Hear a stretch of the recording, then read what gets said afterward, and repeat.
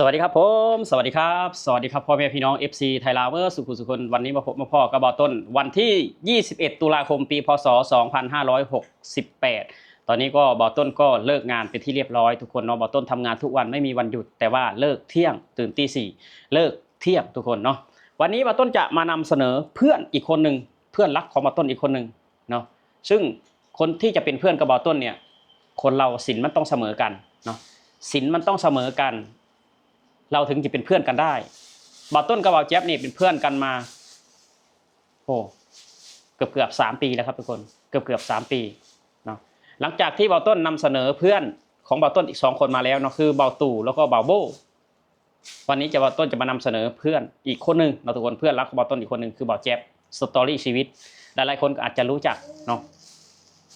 เรารู้จักกันได้ยังไงกับบ่าวแจ๊บเนี่ยคือเราไม่รู้จักกันมาก่อนนะเราไม่ได้เรียนด้วยกันเราไม่ได้อยู่บ้านเดียวกันแต่ว่าเราอยู่จังหวัดเดียวกันแต่ต่างคนต่างอำเภอเนาะเรารู้จักกันผ่านแอปดำทุกคนผ่านแอปดำแล้วก็ติดต่อมาพอปีใหม่ก็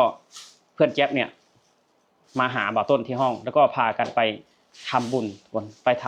ำบุญไปวัดเนาะไปวัดหลังจากนั้นเราก็สนิทสนมกันโทรคุยกันมีอะไรก็ปรึกษากันกินข้าวกินน้ำด้วยกันเที่ยวด้วยกันเราจะไปไหนมาไหนเนี่ยเราก็คุยกันตลอดว่าเราจะไปเที่ยวไหนไปนอนกลางเต็นท์ไปแคมป์ไปอะไรเนาะเวลากินข้าวเราก็เวลากินอาหารบ้านๆเราก็จะโทรเรียกกันมากินเนาะหลายๆคนรวมทั้งว่าโบ้บ่าวตู่บ่าวอะไรก็แล้วแต่เนาะแต่ว่าคือเพื่อนของผมในบ่าวแจ๊บเนี่ยวันที่น้องมนคลอดน้องเมษาที่โรงพยาบาลเนาะคือเขาไปถึงเป็นคนแรกทั้งที่เขาทำงานอยู่ทุกคนทั้งที่เขาทำงานอยู่เขาไปถึงเป็นคนแรกเนาะเขาไปหาบ่าวต้นเป็นคนแรกบ่าวต้นเห็นเพื่อนบ่าวต้นก็ดีใจกำลังใจทุกคนคือคนเราไปโรงพยาบาลน่ะเวลาเราเห็นเพื่อนมาเยี่ยมน่ะเราดีใจมากเหมือนได้เงินแสนทุกคนเหมือนได้เงินแสนเนาะพอออกจากโรงพยาบาลเขาก็มาเยี่ยมมาหาลูกสาวเขาทุกคนมาเยี่ยมมาอะไรมาพูดกันตลอดเนาะคือนิสัยของบ่าวแจ๊บเนี่ยจะคล้ายๆกันกับบ่าวโบ้บ่าวตู่เนาะนิสัยเนี่ยเขาจะไม่เอาเปรียบคนอื่นจะให้กำลังใจคนอื่นจะไม่พูดให้คนอื่นแบบว่าเสียความรู้สึกเนาะเขาจะพูดเบาๆพูดถนอมน้ำใจแตกต่างกับบ่าวต้นเองนะบ่าวต้นเนี่ยจะเป็นคนพูดตรงๆเนาะเป็นคนพูดตรงๆคือเป็นคนพูดตรงๆทุกคนคือบ่าวต้นเนี่ยจะไม่เหมือนเพื่อน3 คนนี้แต่ว่าเคมีเราก็เข้ากันได้เนาะแต่ว่าเราไม่ได้ทำร้ายใครบ่าวต้นพูดตรงแต่ว่าต้นพูดความจริงบ่าวต้นไม่ได้ตอแหลเนาะบางคนพูดหวานแต่ตอแหลเห็นไหมบางคนพูดหวานตอแหลคือเพื่อนบ่าวโบ้กับบ่าวแจ๊บ2 คนน้องชายที่ไปขอเมียให้ที่ปากซันอันนั้นพูดหวานแต่ตอแหลเนาะปากหวานก้นเปรี้ยวทุกคนปากหวานก้นเปรี้ยวเนาะคือเพื่อนแจ๊บเนี่ยช่วงแผ่นดินไหวเนาะตึกสตงถล่มเนี่ยบ่าวต้นกลับบ้านและเขาก็โทรมาถามน้องมนเนี่ยเขาก็เป็นห่วงเมียเพื่อนโทรมาถามว่าเป็นยังไงอยู่ยังไงเพราะว่าน้องมนท้องอยู่ตอนนั้นบ่าวต้นกลับบ้านทุกคนเขาก็โทรมาถามคือเป็นเพื่อนที่ดีของบ่าวต้นนะทุกคนคือเราจะเป็นเพื่อนกันเนี่ยเคมีเราต้องเข้ากันเนาะคือบ่าวต้นจะลางานไปงานแต่งเขาเป็นคนแรกในชีวิตของบ่าวต้นเนาะงานแต่งของเพื่อนแจ๊บเนี่ยเดือนกุมภาเนี่ยบ่าวต้นจะลางานไปเป็นคนแรกในชีวิตของผมเนาะก่อนเราจะคบเพื่อนเราดูนะครับทุกคนว่าเพื่อนมันเข้ามาแบบไหนเข้ามาเพื่อผลประโยชน์หรือว่าเข้ามาเพื่อซัพพอร์ตซึ่งกันและกันเนาะเราก็ต้องดูคือเพื่อนโบ้เพื่อนแจ๊บนี่คือเข้ามาซัพพอร์ตช่วยกันและกันเนาะไม่มีเงินเราขอกันได้ไม่มีเงินเราขอกันได้เนาะมีอะไรเราคุยกันหาทางออกช่วยกันคอยผลักดันกันสิ่งไหนที่มันดีเพื่อนก็ดึงกันไปด้วยกันทุกคนไม่ได้ทิ้งให้ใครอยู่ข้างหลังคนที่คำว่าเพื่อนเนาะคือในชีวิตของบ่าวต้นเนี่ย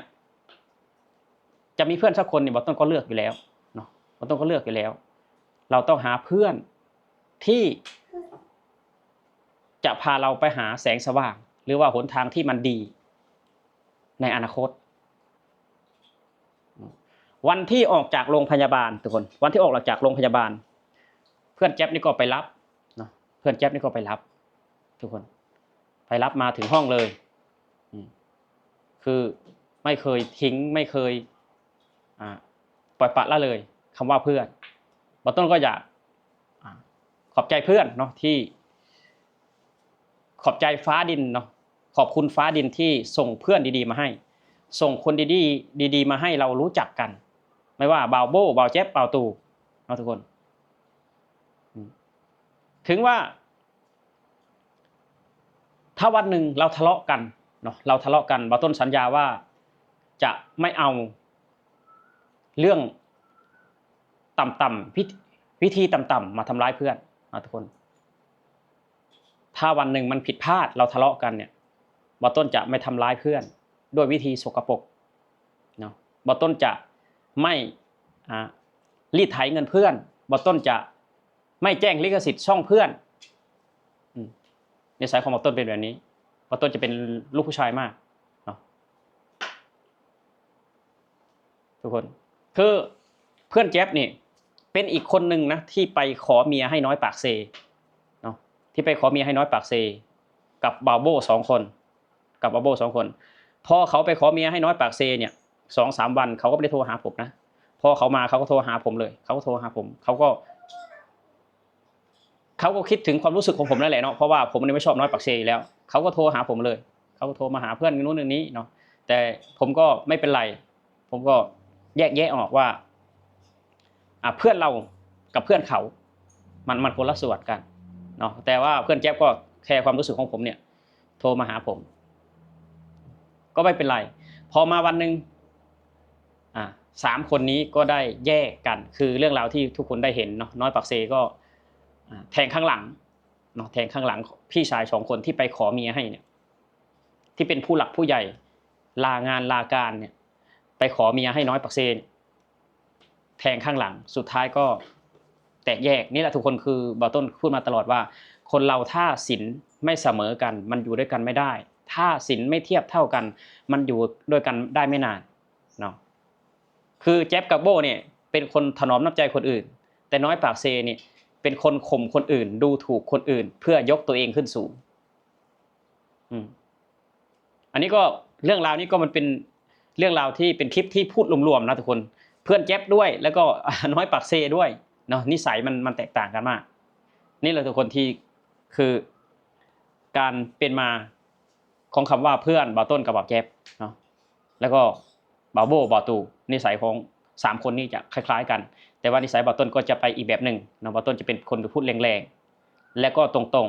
ๆห้าวๆนิดนึงแต่ว่าคือจิตใจก็ไม่อยากเอาเปรียบใครสนับสนุนน้องๆเนาะให้กำลังใจน้องๆให้กำลังใจคนอื่นเพราะว่าคนเราความสามารถมันไม่เท่ากันเพราะฉะนั้นเราจะไม่ดูถูกใครถึงว่าบ่าวต้นพูดแรงแบบนี้แต่บ่าวต้นก็ไม่เคยดูถูกใครเนาะเพราะว่าเราก็พ่อแม่ในเกิดมาในฐานะครอบครัวยากจนเราจะรู้สึกได้กับสิ่งเหล่านี้เนาะเพราะฉะนั้นเราไม่เคยดูถูกใครทุกคนโอเคครับทุกคนนี่ก็คือเรื่องราวที่เราเป็นเพื่อนกันกับบ่าวแจ๊บสตอรี่ไปมาหาสู่เพื่อนไม่มีวันทิ้งกันเนาะเพื่อนไม่มีวันทำร้ายกันเพื่อนไม่หาผลประโยชน์ด้วยกันคนเราศีลเสมอกันถึงเป็นเพื่อนกันได้อ้าวลูกก็อยากออกกล้องนี่ไงนี่ไงพรีเซนเตอร์ต้องเข้าแล้วเซรั่มปลูกคิ้วต้องเข้าแล้วทุกคนเซรั่มนกคิ้วปลูกคิ้วต้องสวัสดีค่ะคุณลูกสวัสดีค่ะก่อนนั่นอะไรนั่นเซรั่มปลูกคิ้วต้องเข้าแล้วเซรั่มปลูกคิ้วต้องเข้าแล้วเนี่ยน้องเมษามารายงานตัวสวัสดีค่ะก่อนลูกสวัสดีค่ะก่อนสวัสดีค่ะดีใจเห็นกล้องดีใจนั่นอยู่กับแม่แม่โอเคครับผมสวัสดีครับ